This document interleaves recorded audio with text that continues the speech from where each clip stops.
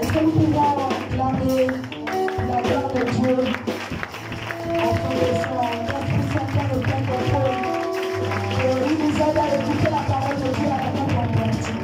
Alléluia, sois heureux, sois glorifié, sois le véritable Dieu. Merci Seigneur. Merci Seigneur.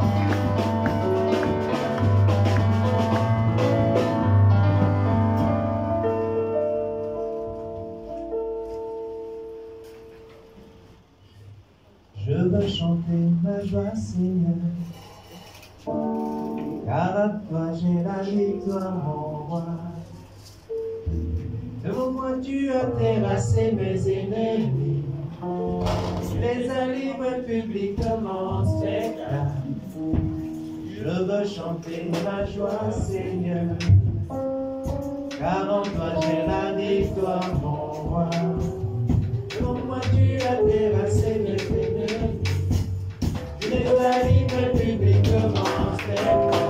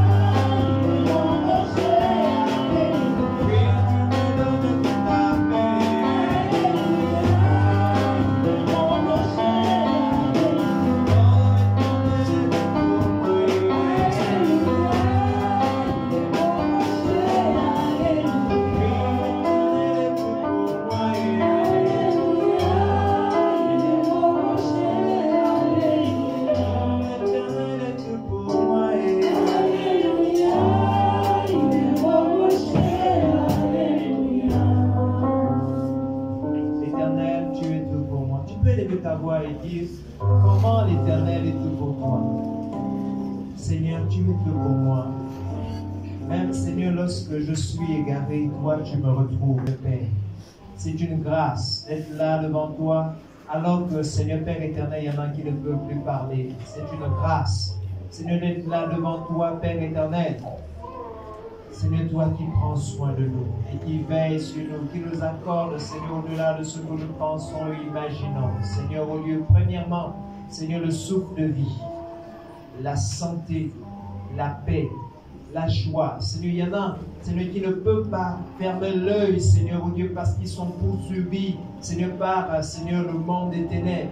Il y en a, Seigneur, qui ne peuvent pas fermer l'œil parce qu'ils ont tellement de soucis et cela dépasse, Père éternel. Ils ne savent pas avec qui partager cela. Il y en a, Seigneur, qui ont du mal, Seigneur, à se reposer parce que, Seigneur, ils cachent des fardeaux et, Seigneur, au lieu des secrets, Seigneur, douloureux et difficiles, Père éternel, au point qu'ils en perdent le sommeil. Mais, Seigneur, à nous, Seigneur, tu nous fais dormir, Seigneur, au Dieu Père. Seigneur, comme des enfants, Père éternel, au Dieu, dans les bras de leur Père ou de leur Mère. Seigneur, sois béni, Père, pour cette grâce que nous avons. Seigneur, parfois, nous voulons, Seigneur, au lieu poursuivre la lune, rechercher les grandes choses, Père, et nous ne réalisons pas combien, Seigneur, tu es bon envers nous. Lorsque, Seigneur, tu nous renouvelles ton souffle de vie, lorsque, Seigneur, tu nous permets de dormir et de nous reposer, Seigneur, en paix, lorsque, Seigneur, nous pouvons nous lever et marcher, lorsque, Seigneur, au lieu, nous pouvons, Seigneur, réfléchir, Seigneur, et trouver des solutions, et lorsque, Seigneur, nous pouvons travailler de nos mains, Seigneur, Père éternel, nous te bénissons, Seigneur, Père, pour, Seigneur, ces choses qui semblent être insignifiantes, Père éternel, mais qui sont vitales pour nous. Te louons, Seigneur. Mon âme, Seigneur, est reconnaissant envers toi, Père éternel. Et quand je dis l'éternel est ma bannière, l'éternel est tout pour moi. C'est à tout cela que je pense, Père. C'est à tout cela que je pense. Je pense combien tu es bon envers moi. Je pense combien tu es bon envers ma maison. Je pense combien tu es bon envers l'Église. Je pense combien tu es bon envers chacun de nous, Seigneur Père éternel. Que ton nom, Seigneur, soit glorifié. Au nom de Jésus. Amen. Amen. Notre Dieu est bon envers nous. Il est fidèle.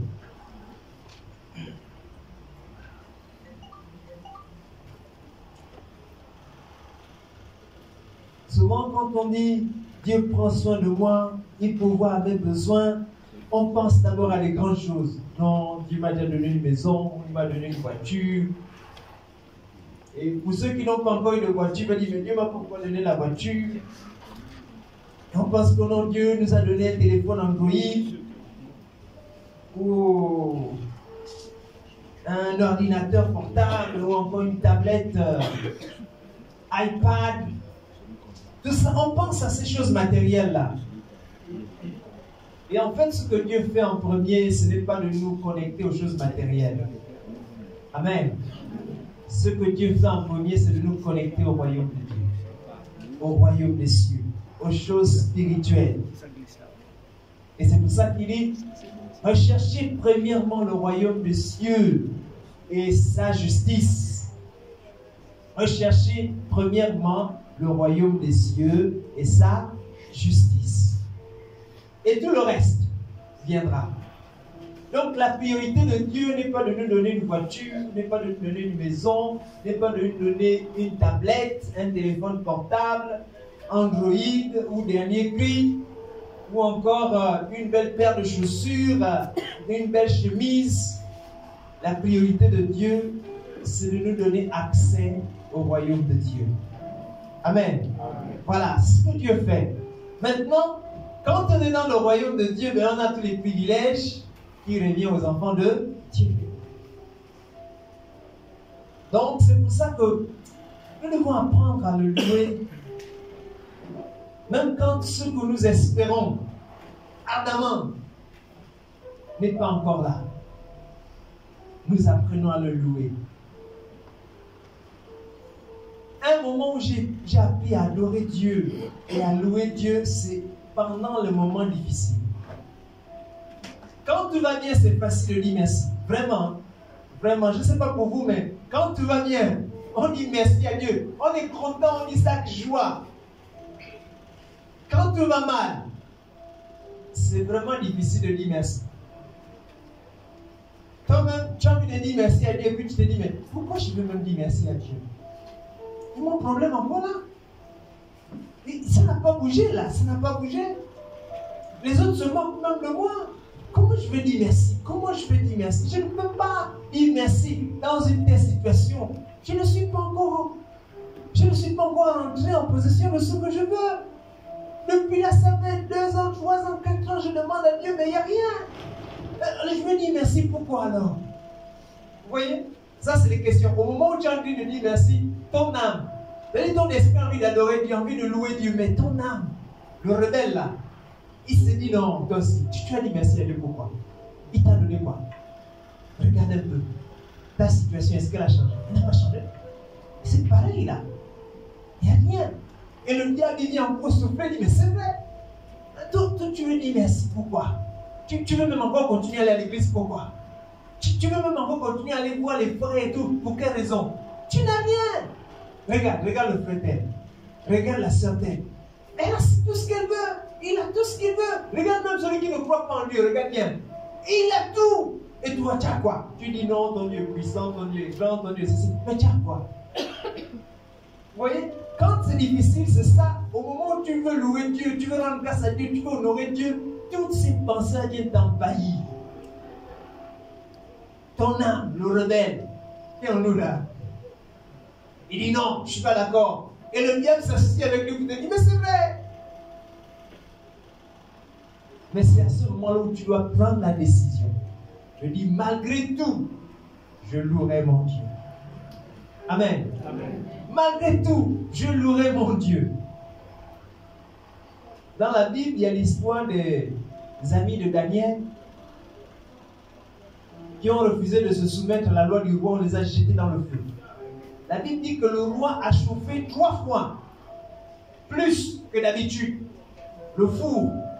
Et on les a jetés à l'intérieur. Avant qu'on les jette, on dit bon, renoncez à ce que vous voulez, ce que vous venez de dire là. Prosternez-vous devant le roi.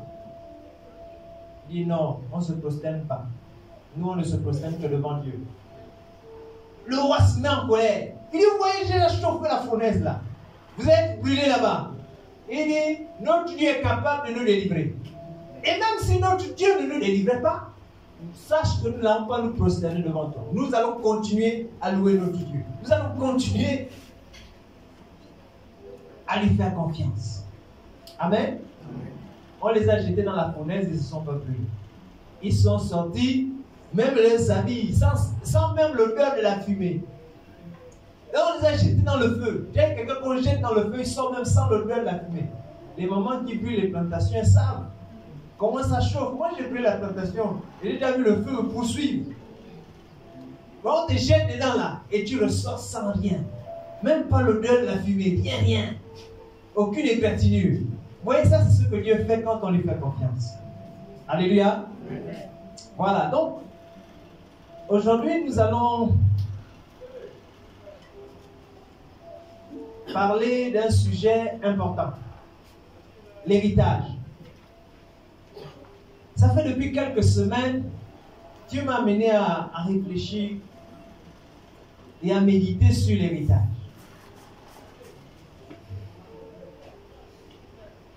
Alors, je voudrais que quelqu'un prenne Nombre 27.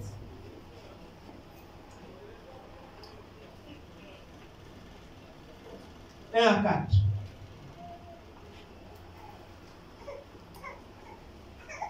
Et un autre prendra du verset 5, donc toujours Nombre 27, du verset 5 au verset 11. Nombre 27, 1 à 4. Et Nombre 27, 1 à 11, 5 à 11. Ok?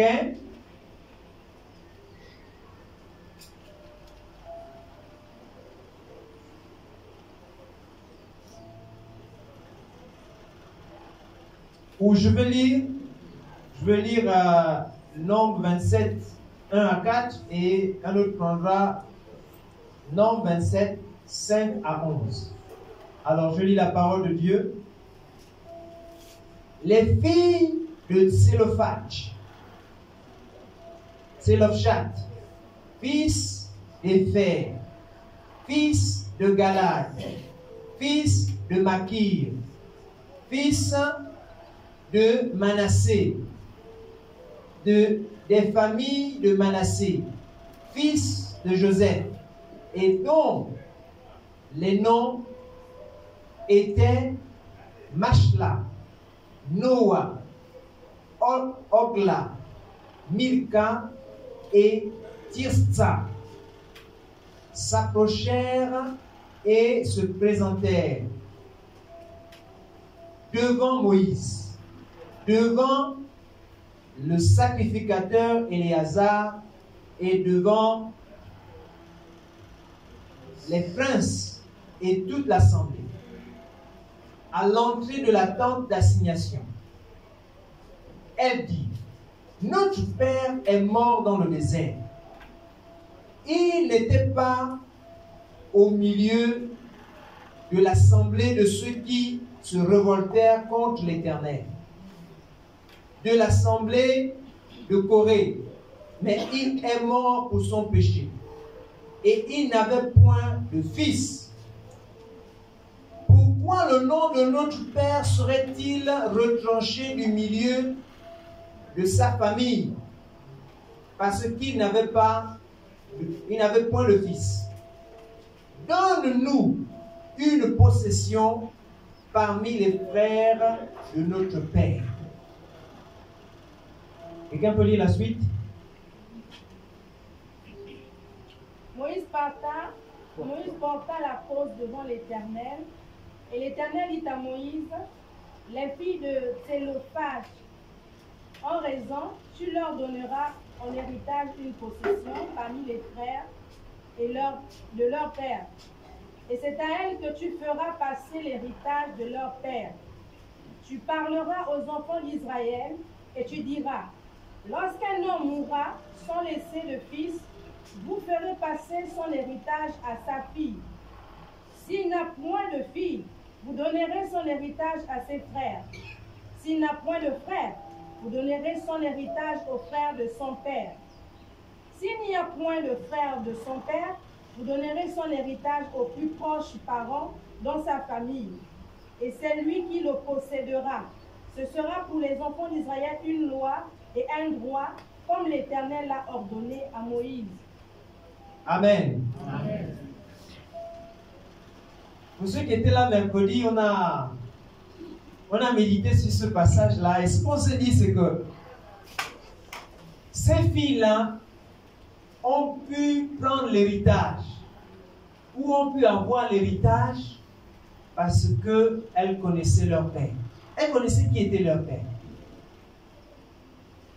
Elles avaient appris quelle était l'histoire de leur père, quel était son cheminement, quels sont les accords qu'il a signés, quels sont le contrat qu'il a eu, quelle est la parole qui lui a été donnée. Et ils connaissaient les promesses que leur père avait reçues de Dieu, comme tous les autres fils d'Israël. Et là, on parle du peuple d'Israël qui était parti d'Égypte pour aller à la terre promise, qu'on appelle la terre où coule le lait et le miel. Amen. Voilà. Et au début, quand ils sont partis, on ne savait pas où ils allaient. Dieu leur avait dit c'est là-bas. Mais ils ne savaient pas ce qu'ils allaient trouver. Ils ont traversé le désert pendant 40 ans. Et pendant les 40 ans, il y en a qui sont morts en chemin. Il y en a qui sont morts en chemin, il y en a qui sont morts parce qu'ils ont péché. Dieu a ouvert le sol, ils sont tombés à l'intérieur. Ils ont manqué du respect à l'homme de Dieu. Ils n'ont pas servi Dieu. Ils ont déshonoré Dieu. Il y en a qui ont fait le choix de refuser d'entrer dans la terre promise quand Dieu les avait demandé d'entrer. Alors ils sont tous morts dans le désert. Leurs enfants sont arrivés. Et ici, l'histoire que vous entendez, c'est que maintenant, on est en train de partager, ou on va partager l'héritage. Moïse, il va bientôt partager l'héritage à chacun. Alors ceux qui étaient morts, qui ne sont plus vivants, c'est leurs enfants qui vont hériter, mais pas n'importe quel enfant, les fils. Donc tous ceux qui avaient des fils vont hériter, les fils vont hériter de la part de leur père. Et donc on est en train de faire le partage, et ces filles-là, elles se rendent compte qu'elles n'ont pas de frères. Leur père n'a pas fait les garçons. Il n'a fait que des filles. 4 filles, vaillantes. Elles aussi, elles sont dit non, quand même, notre père ne peut pas, on ne peut pas oublier notre père comme ça. Lui aussi, il était au début quand toute l'affaire a commencé. Quand on a dit que chacun aura une part, lui aussi, il était là-bas. Donc, nous aussi, on a droit à l'héritage. Et on parle d'une époque où les femmes n'avaient pas droit à la parole. Où c'était les hommes qui parlaient. C'était eux qui servaient le Seigneur. Lorsqu'il y avait un sacerdoce à confier, on confiait ça à un homme. Et même quand il y avait l'héritage était pour un homme. Donc, un père qui n'avait pas de fils, à la limite, qui n'avait que des filles, presque ne pouvait pas hériter quelque chose. C'est ça, c'est comme ça la culture, et que c'est comme ça que ça fonctionnait. Il y avait des lois établies, et il n'y avait pas une loi pour transmettre l'héritage aux filles. Mais ces filles-là se sont dit non, on connaît notre père, il nous a raconté, il nous a expliqué ce qui s'est passé. Et il n'a fait que nous parler de ça. Donc on sait, on va aller voir les chefs. Bon, elles qui n'ont pas le droit de parler viennent quand même devant Moïse, devant les responsables, devant les sacrificateurs pour dire ah, c'est vrai qu'on est les filles, c'est vrai. C'est vrai que notre père n'a pas eu de fils comme héritier, c'est vrai. Mais c'est aussi un serviteur de Dieu. Il était présent quand tout s'est passé au début. Quand on a promis au peuple d'Israël d'hériter la terre de Canaan, lui aussi il était présent. Il n'est pas mort dans le désert à cause de la rébellion. Non, lui n'était pas parmi ceux qui sont morts à cause de la rébellion. Donc, il doit hériter. Maintenant, il n'a pas eu de fils. Nous, on est là. Moïse, qu'est-ce que tu dis? Moïse, c'était une colle aussi pour lui. Il est aussi bloqué au mur. Il ne sait pas quoi dire. La loi ne prévoyait rien. La loi ne prévoyait rien. Alors Moïse, il sait que ce n'est pas son peuple. Au lieu de raconter des histoires ou des bêtises, il allait voir Dieu et dit, bon Dieu, tu as vu les filles là de Télophane. Elles sont venues me voir, disent qu'elles veulent aussi avoir l'héritage de leur père. Maintenant, moi je fais comment? Et Dieu lui dit, mais elles ont raison. Elles ont raison. Leur père était au début. Ses frères qui étaient avec lui ont un héritage. Mais pourquoi lui aussi n'aurait pas cet héritage-là? Même s'il n'a pas eu de fils. Mais il a quand même des filles. Donc, tu feras ceci. Tu leur donneras l'héritage de leur père. Elles vont aussi hériter à côté des fils ou à côté de leurs frères. Même si elles ne sont pas des filles, même si elles ne sont pas des fils. Et après, Dieu ajoute, d'ailleurs, maintenant, à partir de maintenant, à partir d'aujourd'hui, c'est une loi que tu vas inscrire parmi le peuple d'Israël. Si un homme meurt sans un fils, celui qui héritera de ses biens, ce sont ses filles. Amen. Amen. Amen. Voilà. Si un homme meurt sans avoir laissé de fils, ses filles vont hériter, vont prendre son héritage. Elles sont dans leur droit. À partir de maintenant, elles sont dans leur droit. Et donc, mercredi, on a dit qu'en fait, pourquoi elles ont hérité? Elles ont hérité simplement parce qu'elles savaient qui était leur père.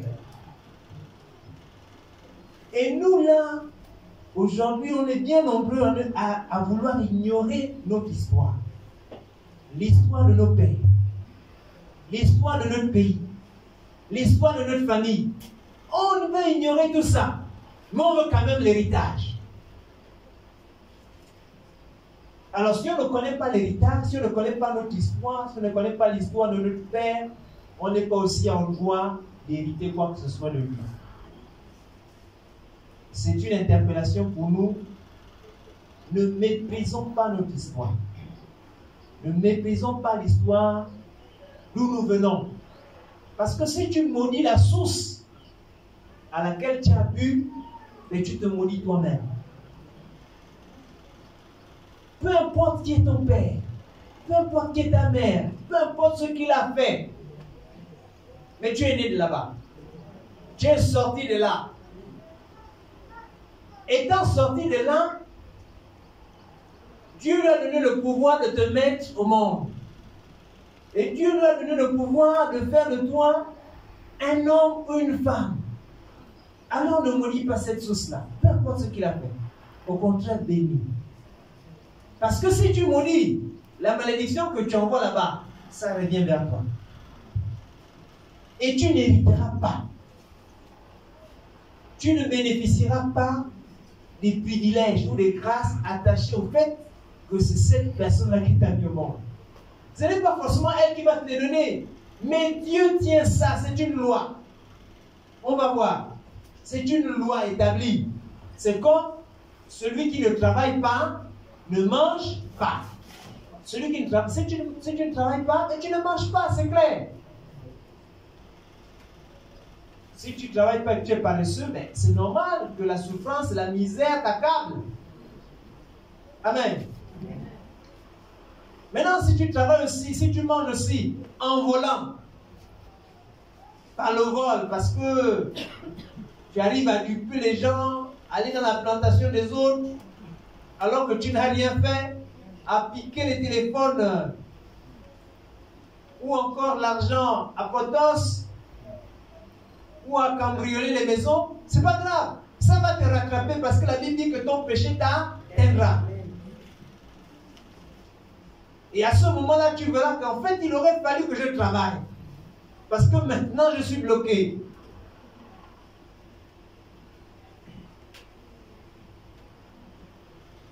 Donc, et si on revient sur nous les chrétiens, les fils et les filles de Dieu, si on ne connaît pas Dieu, ou si on n'apprend pas à connaître Dieu, mais on n'héritera pas les grâces qui appartiennent aux fils de Dieu. On aura beau prier, je ne sais pas, tout faire, jeûner, si on ne connaît pas Dieu, et on ne connaît pas comment il fonctionne, on ne connaît pas ce qu'il a prévu pour nous, et ce qu'il a prévu pas pour nous, ce qu'il a prévu pour ce temps-ci, et ce qu'il a prévu pour le temps à venir. Si on ne connaît pas ça, on n'aura pas. Et ce qu'on regarde, ce qu'on remarque aujourd'hui, c'est que les hommes de Dieu, les pasteurs, les prophètes, on se détourne un peu de l'important.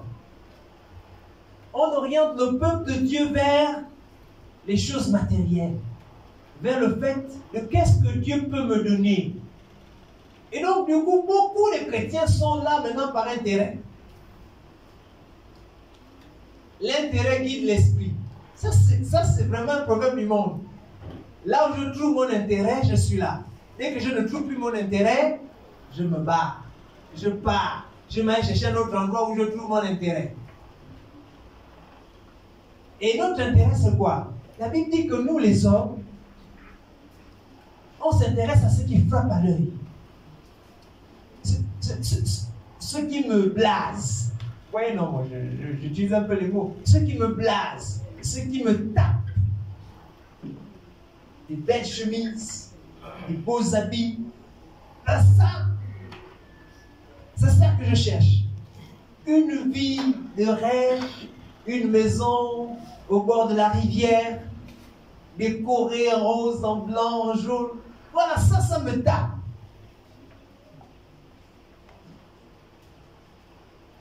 Amen.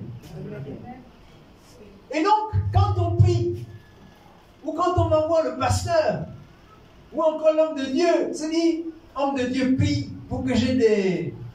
Dieu me bénisse. Que Dieu me bénisse. Parce que les bénédictions que moi je vois là, ce sont les bénédictions de grandeur.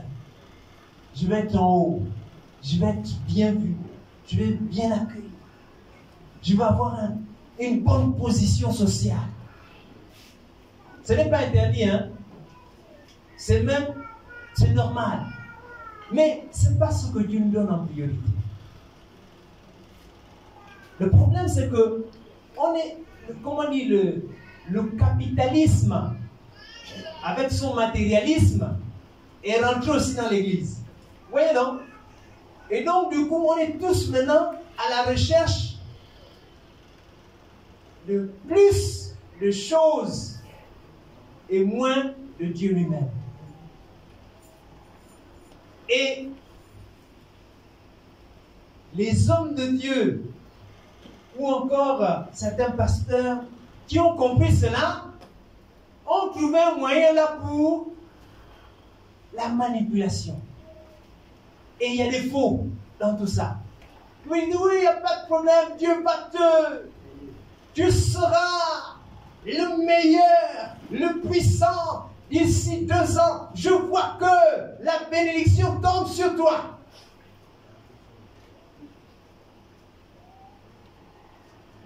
Et moi, c'est ça que je suis en train de prier. C'est-à-dire, dans mes prières, là, c'est ça que je cherche. Le prophète ou le serviteur vient de me dire ça.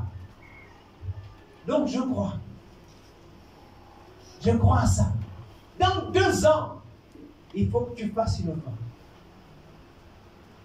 Je dis, ah oui, c'est vrai, il faut que je fasse une offrande. Alors, je m'avais, je fais l'offrande. Et puis, dans 2 ans, je suis toujours au même niveau. Qu'est-ce qui n'a pas marché? C'est Dieu? C'est moi? Ou c'est le pasteur?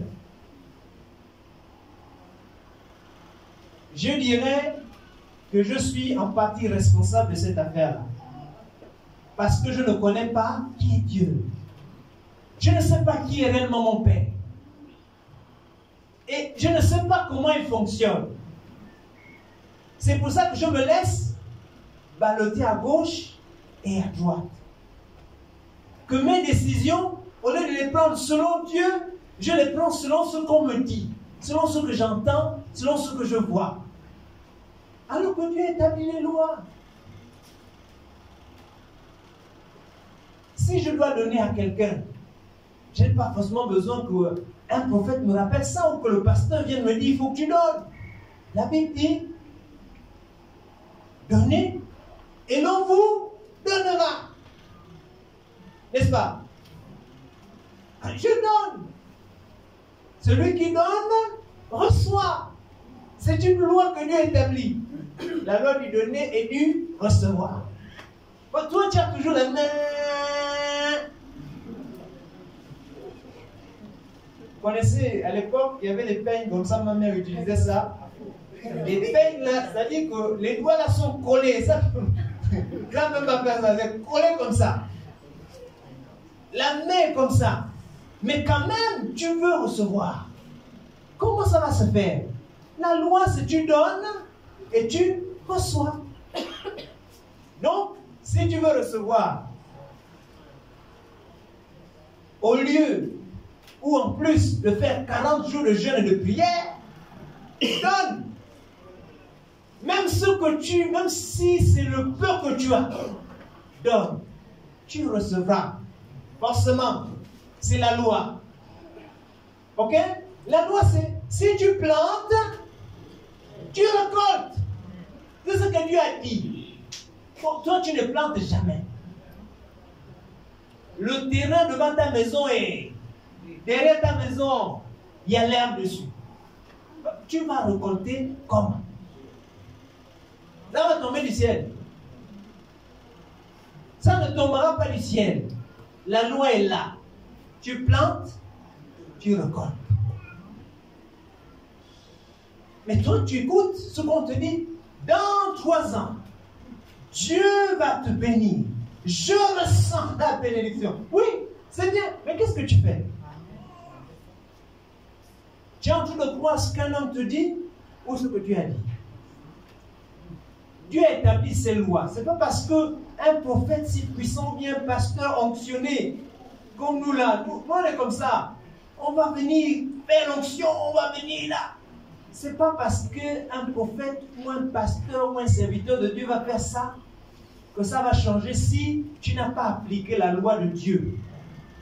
C'est pour ça que c'est important que tu connaisses qui est Dieu. Quelle est la loi qu'il a établie? Comment est-ce qu'il fonctionne? La Bible dit que Dieu a établi des lois et même lui-même ne déroge pas ces lois-là. Parce que sinon ça fait désordre. Comme Dieu n'est pas désordonné, il respecte la loi. Alléluia. Amen. Par contre, nous les hommes, on établit la loi. Et puis quand ça ne me fait plus plaisir la loi, je désobéis moi-même à la loi. Alors que c'est moi. J'ai décidé d'établir cette loi-là. Et puis je me rends non, cette loi-là, elle n'est plus à mon avantage là. Qu'est-ce que je peux faire pour je vais détourner la loi de ce côté-ci. Dieu il ne fait pas ça. Dieu établit la loi et il respecte cette loi. Amen. Amen.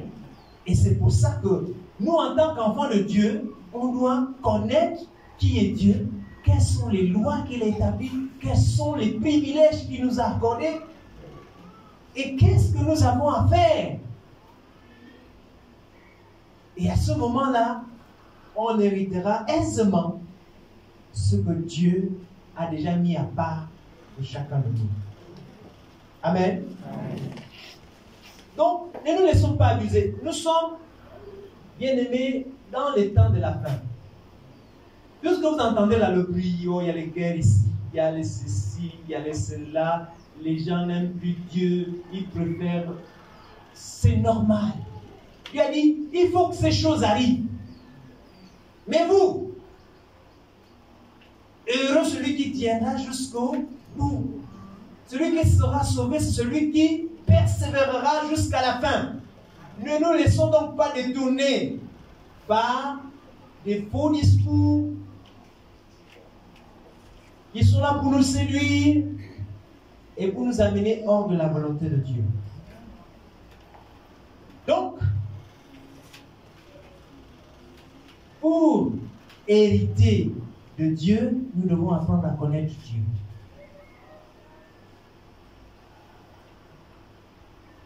Et pour le connaître, il n'y a pas mieux que de méditer sa parole. C'est là où nous apprenons ce qu'il a dit, ce qu'il a promis à ses enfants que nous sommes, ce que nous sommes en droit de demander.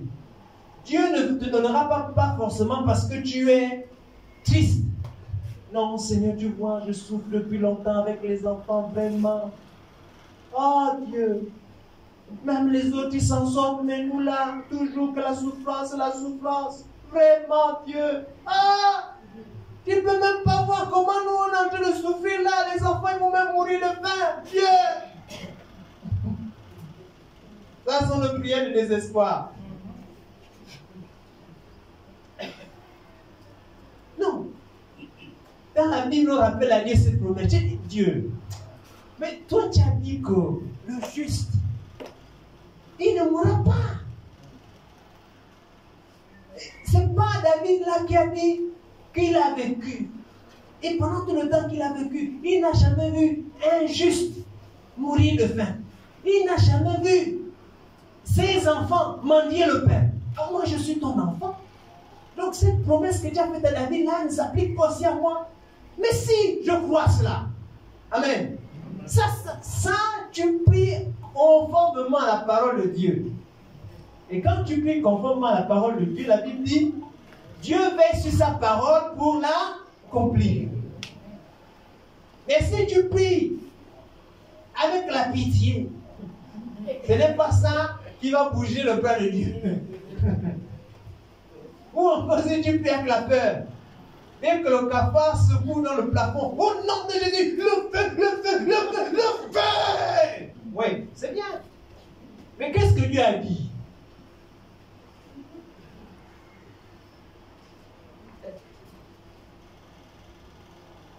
que ton cœur ne se trouble. Ouais. Croyez en moi et croyez en... Pourquoi est-ce que le cafard, quand tu fais le but dans le plafond, là, te perturbe complètement au point que tu perds tous tes moyens? Tu n'es pas un enfant de Dieu. Alors reste calme. Si c'est un esprit, tu dis, esprit mauvais, sors de ce lieu. Ce n'est pas chez toi ici. Ici, c'est la demeure de Dieu.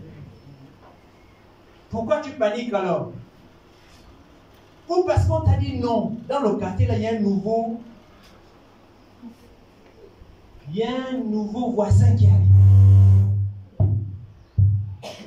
Il y a un nouveau voisin. Et le voisin, là, celui qui s'est installé derrière ta maison, là, c'est le plus grand sorcier du quartier, là où il était là-bas. Il a fini les gens là-bas.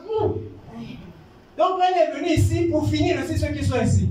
Et toi, tu es là, tu dis, ah là. Qu'est-ce que je veux faire? C'est là que tu vas chercher les eaux bénies, tu mets à côté de la porte. Tu vas encore, prier, mettez l'onction d'huile, on va mettre sous la porte. Tout ça là, c'est les gris-gris que tu cherches. En fait, tous ces gris-gris là, c'est parce que tu as peur. Oh, qu'est-ce que Dieu a dit? N'aie pas peur. Je suis celui qui ne sommeille ni ne dort. Je veille sur toi. Même quand tu dors dans le profond sommeil, tu sais ce qui se passe? Tu ne sais pas. Nous, les hommes ne voient que ce qui est physique. Même les animaux que vous voyez là.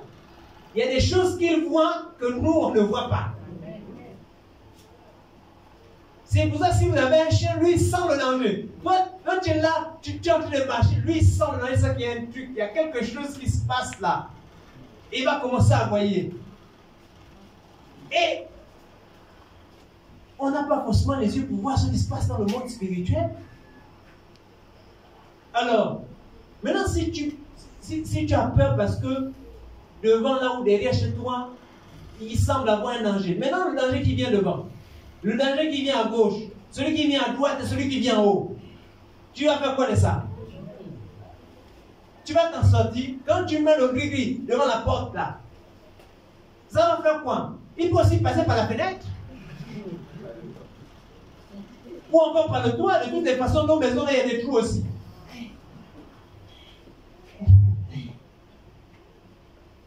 Il peut même rentrer avec toi-même. Et toi, tu étais dehors, il rentre avec toi aussi. Allez, jusque dans la maison. Il te trouve dedans avec les enfants et tout. Tu vas faire quoi?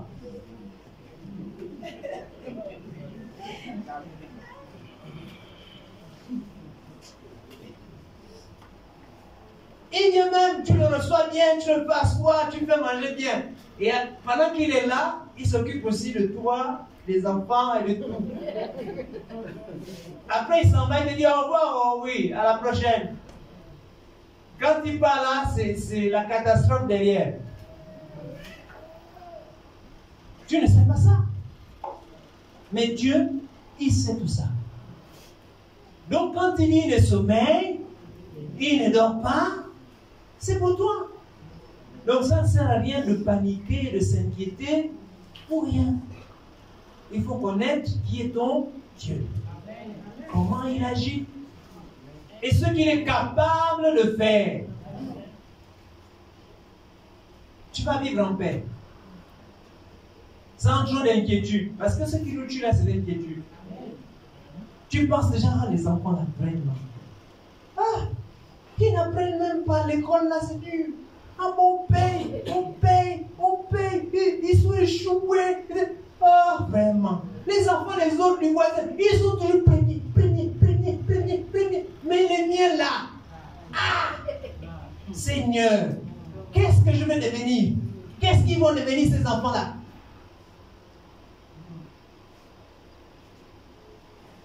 Mais qu'est-ce que ton Dieu a dit? Parce que là, tu me donnes dans l'inquiétude là. Qu'est-ce que ton Dieu a dit? Il est souverain. Dieu est souverain. Peu importe ce que tu fais, si Dieu veille sur toi et sur tes enfants, ça s'accomplira.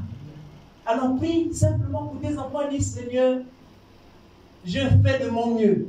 Je fais tout ce que je peux faire qu'un parent doit faire pour que ces enfants-là gardent le bon chemin et qu'ils arrivent au terme. Mais que ta volonté s'accomplisse.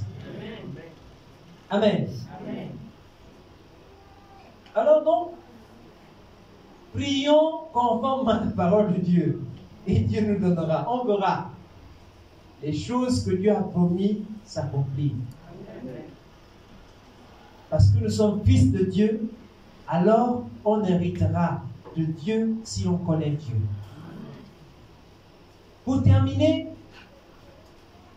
pourquoi préparer un héritage? Parce que Dieu a préparé un héritage pour nous. On est en train de demander à Dieu de nous donner parce que Dieu a préparé un héritage pour nous. La Bible dit que nous sommes héritiers de Dieu, co-héritiers de Jésus-Christ. Tout ce que Dieu a là, nous aussi, on l'a. Si tu n'es pas convaincu de ça, il faut que tu sois convaincu. Tout ce qui appartient à Dieu m'appartient aussi. C'est pour ça qu'en tant que fils de Dieu, je peux dire à Dieu, Seigneur, quel est mon héritage? Montre-moi la part de l'héritage qui me revient. Et Dieu te dit, mon fils, ton héritage c'est ici. Ok, Seigneur, maintenant, montre-moi comment je peux prendre cet héritage-là et commencer à travailler dedans. Il va aussi te montrer comment faire, quelle est la stratégie. Alléluia. Voilà, ça on abordera ça plus tard quand on parlera des dons. Donc, pourquoi? Premièrement, c'est une loi. C'est une loi que Dieu a établie. C'est pour ça que moi, en tant que père, en tant que mère, en tant que futur père, future mère, je dois préparer un héritage. C'est normal. C'est anormal qu'un homme vive et meure sans préparer son héritage. Ou l'héritage pour ses fils et ses enfants. Lisons. Proverbe 13, 22. Proverbe 13, verset 22.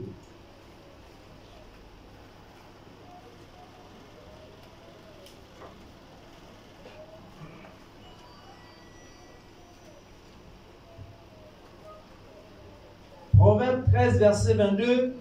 L'homme de bien a pour héritier les enfants de ses enfants.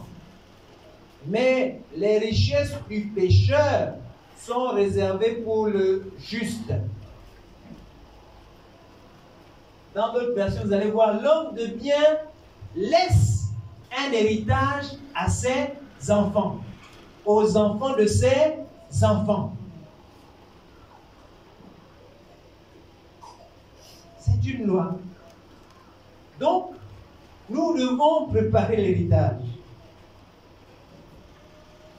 Il ne faut pas faire comme nous, comme on a vu.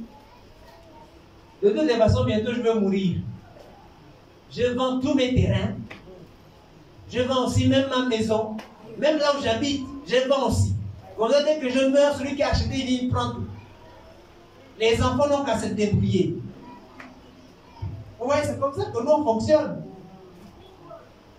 Vous n'avez pas encore vu ça dans les familles? Beaucoup, non? Ah. C'est pas normal. Pour Dieu, c'est pas normal. Il faut laisser l'héritage. Ce qui est la norme, c'est qu'un homme de bien, comme nous sommes chacun ici, laisse un héritage aux enfants de ses enfants.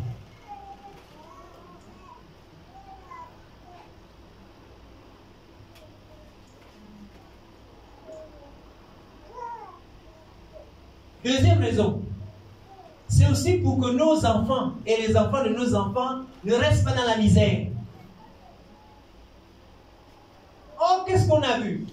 Le père, il était aisé, bien, une position sociale vraiment, comment dire, admirable. Et dès qu'il s'en va, comme il n'a pas préparé l'héritage, les enfants se retrouvent dans la misère. Il a tout vendu. Ou il n'avait pas construit. Il était toujours en location. Les voitures qu'il a achetées sont tombées en panne. Les maisons qu'il a essayé de construire sont restées en ruine. Et même les valeurs qu'il aurait pu transmettre aux enfants, il n'a pas eu le temps de le faire. Donc, pas de conseil pour les enfants. Pas d'éducation pour les enfants. Il pensait que l'argent et le porte-monnaie pouvaient tout faire. Et au final, l'argent et le porte-monnaie n'ont rien fait. Il est parti, les enfants sont dans la souffrance et la misère. Ils se retrouvent à zéro. C'est-à-dire, quand on voit dire, ah, leur père, c'était quelqu'un dans ce pays-là. Mais les enfants, oh Seigneur, oui, vous voyez les cas, donc quand tu regardes, tu dis non, c'est pas normal. Donc si pour nous, à nos yeux, c'est pas normal, parce que pour Dieu, c'est normal. C'est pas normal. Simplement parce qu'on n'a pas pensé à ça. Ou on se dit, bon, on va penser ça à ça plus tard. Mais c'est maintenant que l'on prépare.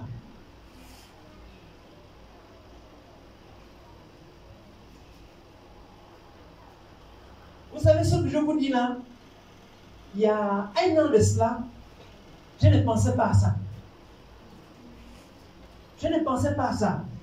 En fait, ça ne m'intéressait pas. J'avais négligé et méprisé la question de l'héritage depuis. Parce que mon père nous disait, l'héritage, c'est l'école. Effectivement, il a investi dans nos études. Et donc, quand toute la famille se battait pour des maisons, pour ceci, moi, j'enlève mon corps. Ça ne m'intéresse pas. Aujourd'hui, je me rends compte que c'est une erreur. Il faut s'y intéresser. Parce que nous-mêmes aussi, de notre vivant, ou après nous, on va être confronté à ça. Et notre nom va être associé à ça. Donc, il faut s'y intéresser. Maintenant que j'ai aussi des enfants, ça me fait réfléchir. Qu'est-ce que je vais laisser à mes enfants? Qu'est-ce qu'ils vont devenir?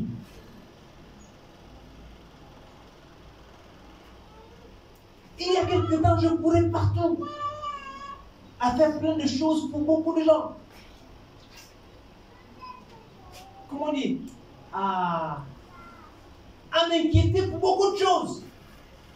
Tout en négligeant ma maison. Et Dieu m'a repris. Il m'a dit non. Tu es en train de courir à gauche à droite. Si tu meurs là, tu les laisses avec qui? Et tu laisses quoi ceux-là? Il y a le proverbe en langue qui dit que celui qui a une queue, qui ne traverse pas le feu, n'est-ce pas? Et donc je commençais à me dire, mais c'est vrai. Et j'ai commencé donc à étudier la Bible par rapport à cela. Et je me suis rendu compte que c'était une erreur de ma part de ne pas vouloir m'intéresser à ce sujet-là. Et malheureusement, je ne suis pas le seul. Il y a beaucoup de chrétiens. Nous, notre partie, c'est là-haut dans les cieux. C'est ma nouvelle patrie. C'est là-haut, c'est là-haut. J'irai là-bas. C'est ma nouvelle patrie. Vous m'insultez sur la terre, vous me maudissez. Que je mange ou que je ne mange pas, je laisse quelque chose ou que je ne laisse pas quelque chose, c'est pas un problème. Moi, mon héritage, c'est là-haut, j'irai là-bas. Ok, il n'y a pas de problème, mais ce que tu laisses. Et le nom de Dieu que tu portes.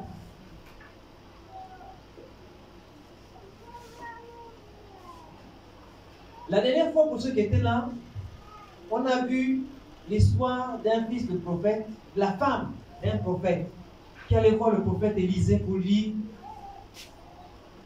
ton serviteur, mon mari, est mort. Et il nous a laissé 2 enfants. Les créanciers, les personnes qui doivent, à qui mon mari devait, sont venus prendre mes enfants et veulent les amener en esclavage. Parce qu'on doit beaucoup d'argent. Mon mari, c'était un serviteur de Dieu. Quelle solution tu trouves, toi, homme de Dieu, pour ça? Je ne veux pas que mes enfants aient un esclavage. Et si vous lisez cette histoire-là, vous allez voir que Dieu a trouvé la solution pour cette femme-là.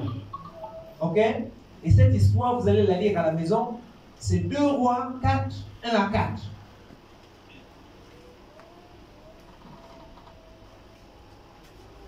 Dieu qui tient compte de l'héritage, qui connaît l'héritage, qui est à l'origine de ça, s'est occupé de ces enfants-là. Parce que ces enfants-là se sont retrouvés à zéro. Leur père était serviteur de Dieu. À l'époque, être serviteur de Dieu, c'est faire partie de la haute classe. Et il s'est tellement endetté que les enfants se sont retrouvés pauvres, plus que pauvres, au point même d'être amenés en esclavage. Et heureusement, la femme était vigilante, sinon elle et les enfants devaient être des esclaves. Elle s'est souvenue, mais mon mari, c'était un serviteur de Dieu. Il y a un serviteur de Dieu dans cette ville. Je vais aller le voir. Il va trouver la solution. Ou encore, Dieu va trouver la solution. Parce que je ne peux pas quand même permettre que mes enfants aient un esclavage.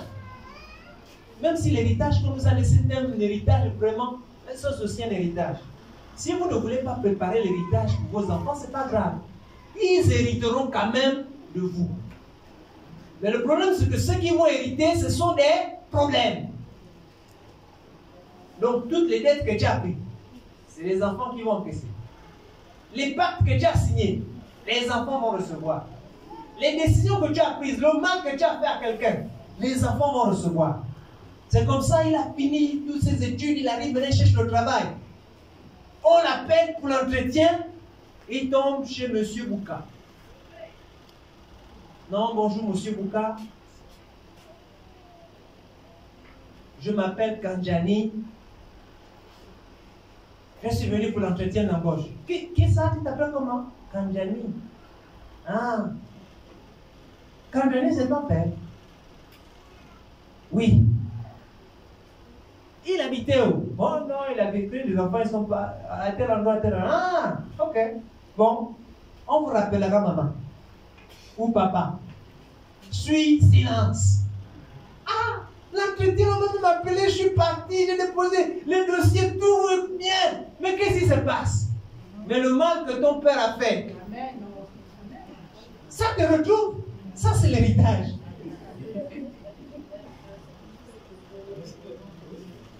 C'est l'héritage, ça. Ça, c'est l'héritage.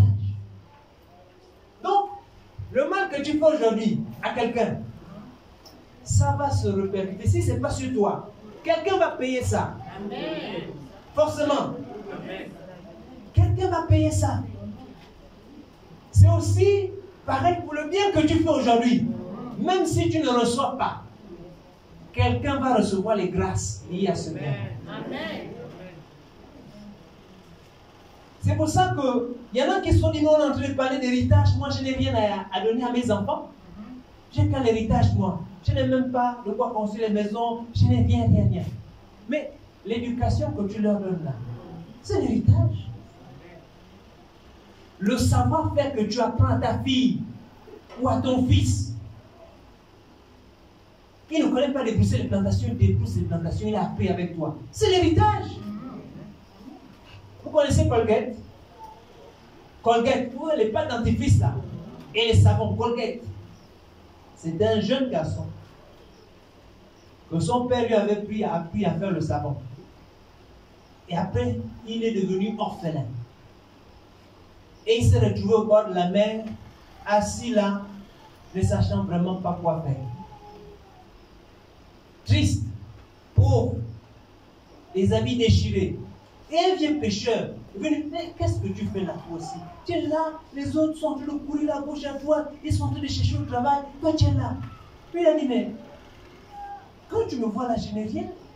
Les autres, ils ont hérité quelque chose, moi je n'ai rien hérité, rien. Et le vieux lui dit, mais qu'est-ce que tu sais faire? Non, j'ai juste appris à faire le savon. Ah bon? Tu as appris à faire le savon? Mais c'est une richesse. C'est comme ça que Colgate s'est réveillé du désespoir.